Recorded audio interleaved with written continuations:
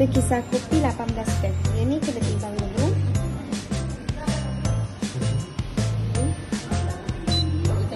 Okey, tekan kosong. 18 gram.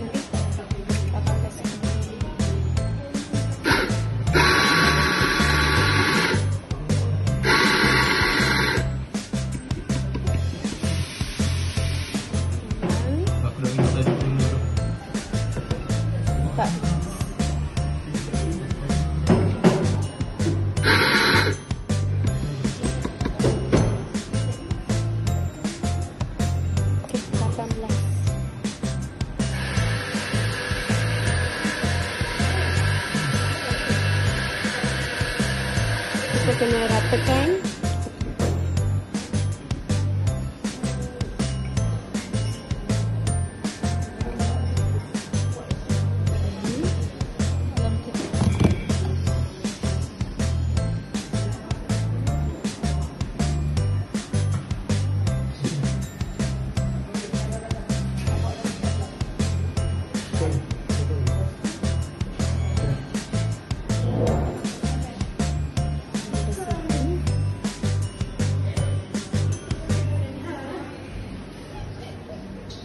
Kita kena keluarkan air dulu, sebab kalau kopi terlekat dalam mesin tu, kita dapat keluarkan dan masukkan.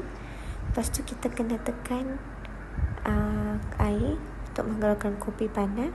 Masa keluar kopi tu kita kena tekan timer.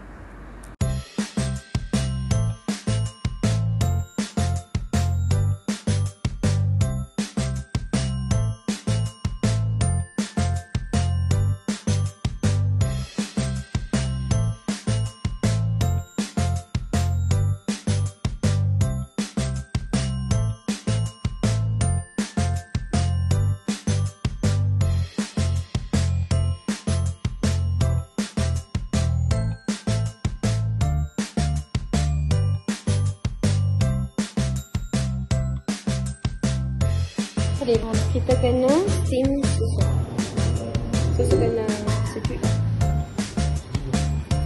Boleh lah. Okey kan? Sampai sini. Sejuk sampai paras pun dah.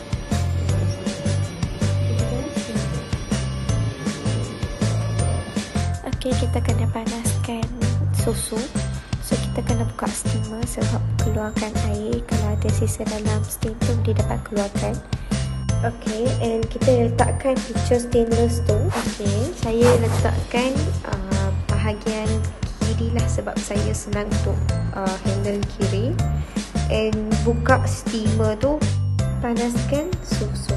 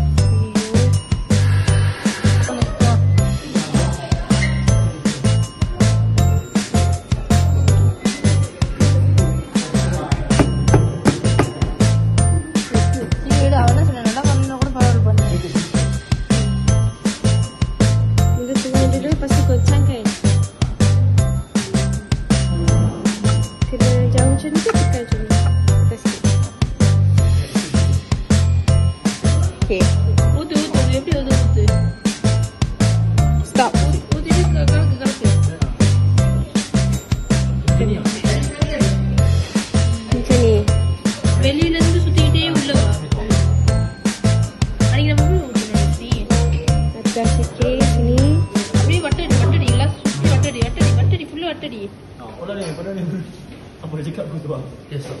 Terus buat. Yes, stop. Apa dia? Okay, this is the final result.